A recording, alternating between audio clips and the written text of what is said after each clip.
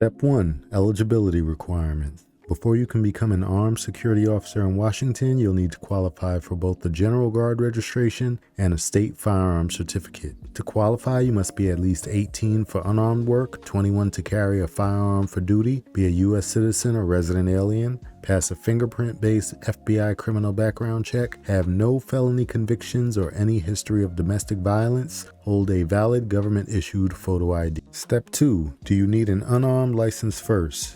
Yes, in Washington, the armed status is an endorsement, not a standalone license. You must be licensed as an unarmed private security guard first. Most people apply for both simultaneously, but the unarmed registration is the foundation. If you want help with that, I made a video on how to get a security guard license in Washington state for you to review. Step 3. Before you can work armed, you need legal authority to carry. In Washington, this means getting a concealed pistol license, or CPL. Under RC 9.41.050, you can't legally have a loaded pistol in a vehicle without this permit. Since you'll likely be commuting to job sites, this is effectively mandatory, though not technically so. The process is fairly straightforward. Apply at your local police department or county sheriff, submit fingerprints and pass a background check. Unlike the guard license, the CPL itself does not currently require a training course. Pay the permit fee of approximately $49.25. All links are in the video description.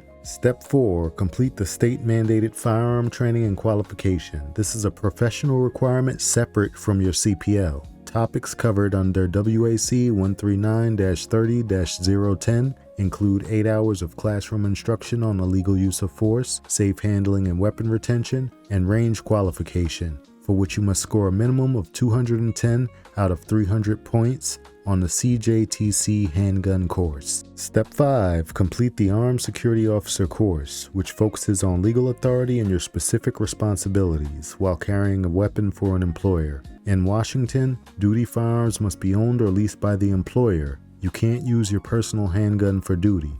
State deadly force laws and arrest powers will be covered. Post orders involving firearms and evidence handling will also be covered, among others. If you find the content helpful, consider becoming a YouTube member for access to perks like badges, emojis, member shoutouts, and early access to videos. Thanks to my current members, Redeveritt Colonia and Winblend. Step 6. Once you finish both your training and range qualification, your instructor will provide a signed firearm certificate application. You'll need to upload this digital copy to the state to get your endorsement. Step 7. Complete fingerprinting for your guard license through IdentoGo. Note that even if you were printed for your CPL at the police station, the Department of Licensing requires a separate set of digital prints for the guard license. Step 8. Your application must be submitted through Secure Access Washington portal. You'll need your signed CJTC firearm certificate and the application fees. Expect the full process, training, fingerprinting, and state approval to take roughly 4 to 6 weeks. Applying for your CPL on day 1 is the best way to stay on schedule.